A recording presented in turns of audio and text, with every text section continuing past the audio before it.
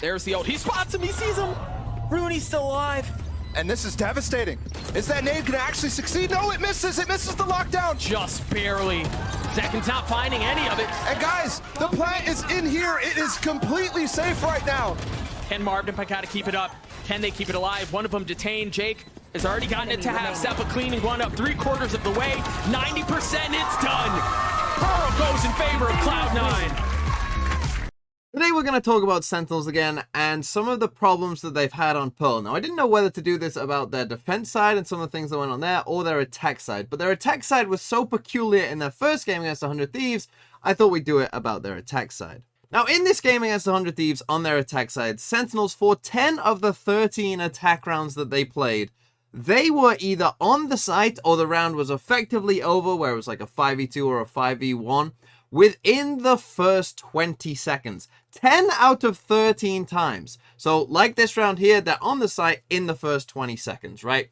This is an incredibly fast way of playing. And for 12 of the 13 rounds, they were on the site or the round was effectively over in the first 30 seconds. So that just goes to show how fast Sentinels were playing. Now, in this instance, they take the site and they managed to get the spike down. And what Sentinels were doing here is that they were actually planting here rather than the default plant, right? So instead of planting here, maybe where it's normal to plant, they were planting out here and taking heavy secret control, right? And trying to create this as kind of their post plant just this way, rather than kind of more traditional, you know, maybe you take this and then, you know, have this crossfire. Instead, they're trying to do this from back here in secret.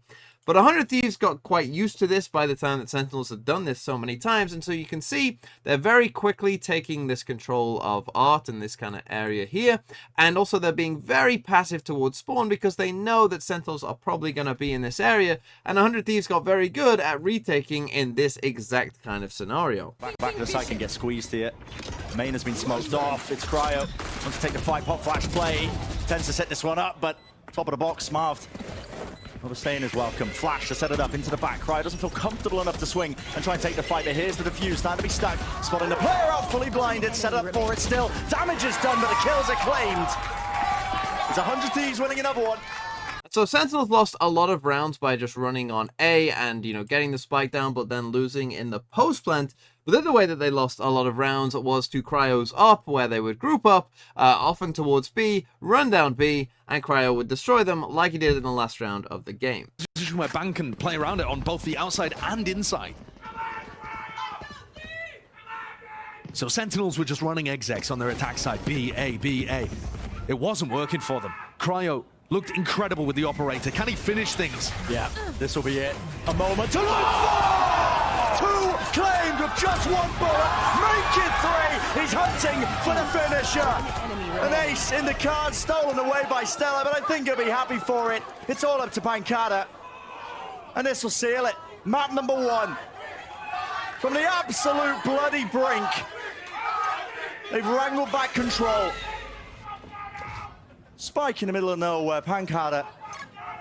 It's impossible. Paranoia, the wide face behind the pillar, he plays it just to try and at least isolate his life. It's not possible. So then in the next game, they came up against Cloud9, but I think myself and a lot of other people were surprised when we saw this and saw them pick Pearl again, considering they seem to have such a simplistic playbook, let's say, on their attacking side. But actually in this game they played a lot slower, like this example from round number 19, where you're gonna see, you know, it's a lot more defaults. There were a lot less fast hits than they were doing against 100 Thieves. So I don't know if that was a specific thing for 100 Thieves, but it clearly didn't work because, you know, they didn't win that game despite having a, you know, a very good score on the defensive half. But you see in this round, right, they default towards A, they come and just clear this out, they leave Pancata there at that point, they then come back in towards mid, and then, you know, they're gonna come and drone here out towards kind of B link here, and, you know, kind of take some of that space, right? So at this point we're in a, you know, a decent spot. You've got Marv just watching out here towards B as well, just checking if anyone pushes. Here comes the drone towards B link. They come and take this space, right? So now they've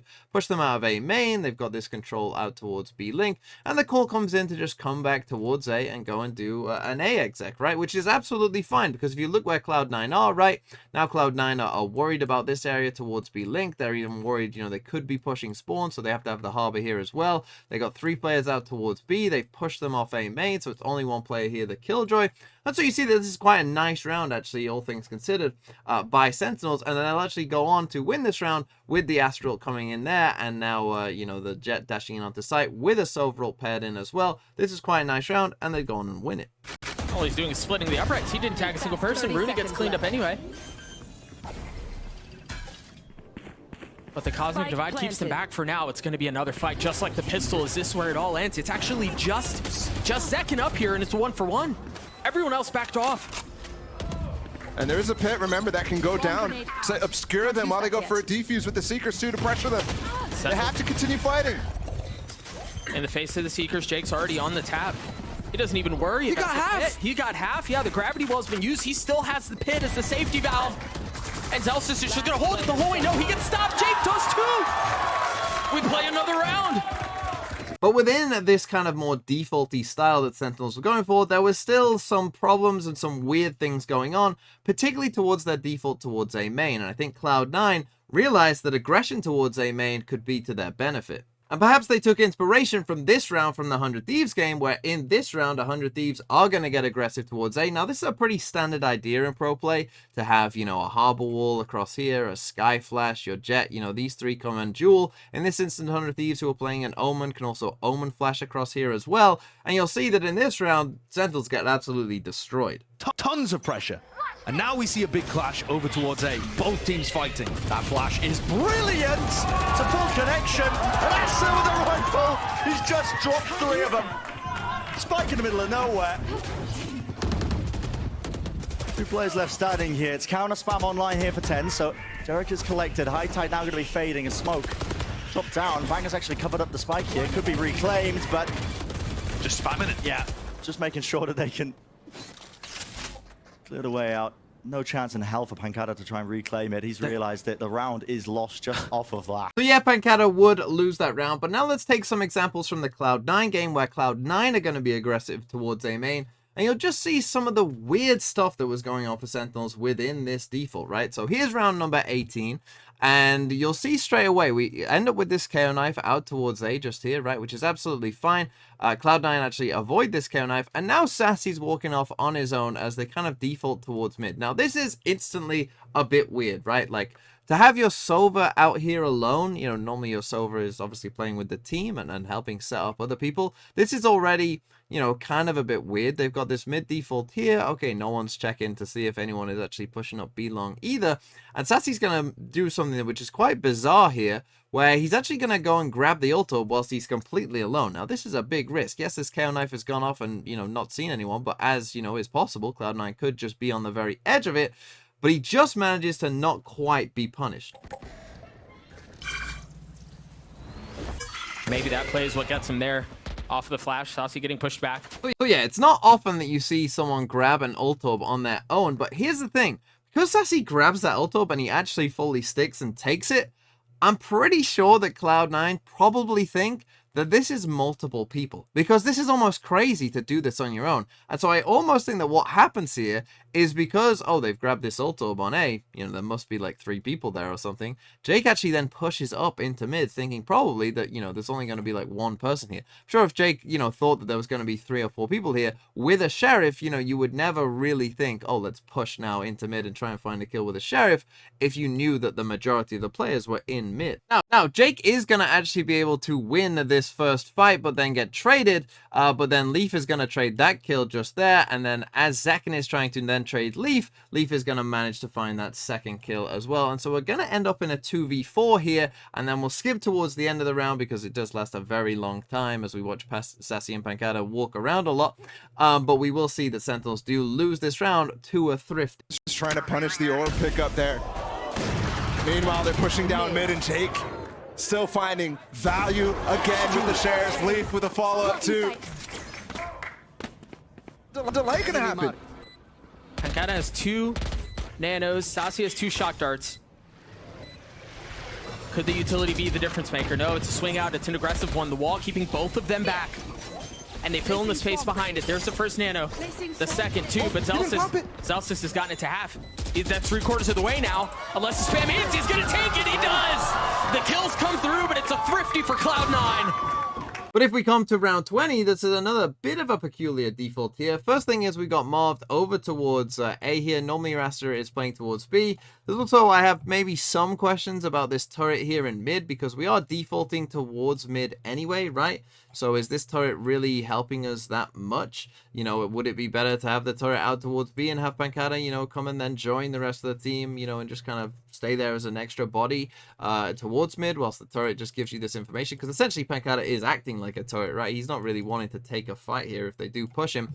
But you're going to see, again, they get punished here by Cloud9 aggressing on A, where this KO knife comes out. Cloud9 are just on the edge of it again, and this time they're going to silently walk up and manage to find this first kill on Marved. Marved is here. There are a lot. He doesn't get a single one. That was also the only rifle that Cloud9 had. So a rifle donated over. Now, Sentinel's reaction to this is actually fairly decent, right? You know, they know that these guys have pushed up, so they very quickly pivot and come and do a kind of B split here towards the B site, which is probably, you know, the correct reaction to take, and so that ends up with them getting a lot of space. We get a Viper Spit coming out here from Jake, and we get the Harbor Wall cutting these players off as well towards here, but they're patient. They use their Killjoy lockdown. They realize that this is a good space for it, and you know, they're going to be able to take the site off the back of it. And then because they are against a Thrifty, right, Cloud9 still only have 2 rifles in this round, even though they just picked one up, you know, they will be able to convert this round against the Eco. Will subside, and now the action ensues on B. They've gotten out. 10 should be getting the spike down, and he does.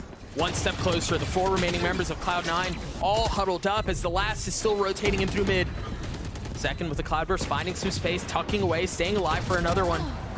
The Sentinels have gotten this thing very competitive. Just the rifle in the hands of Zepp, and now 2 pistols, trying to keep it around him.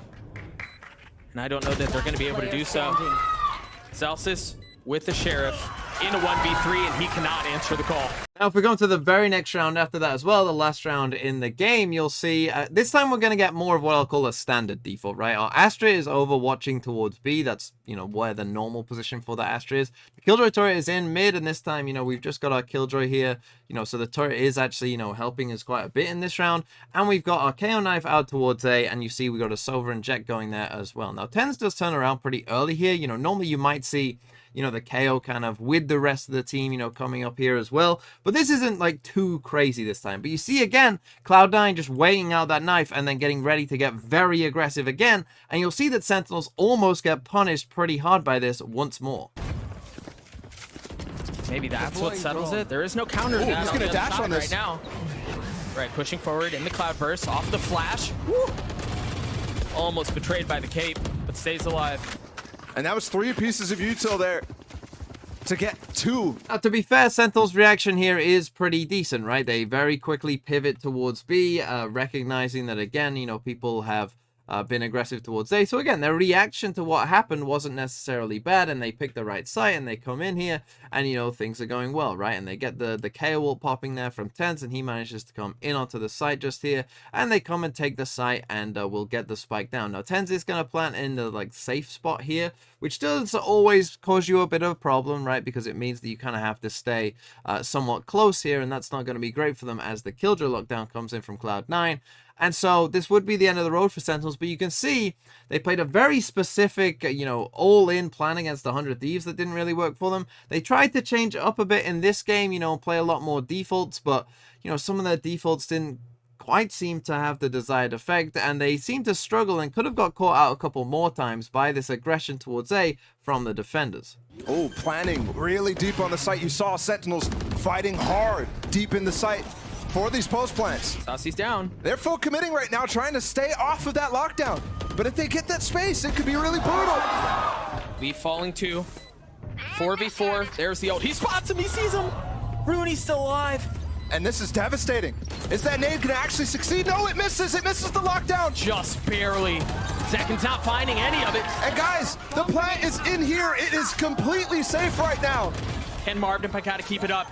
Can they keep it alive? One of them detained. Jake has already gotten it to half. Seppa cleaning one up 3/4 of the way. 90%, it's done.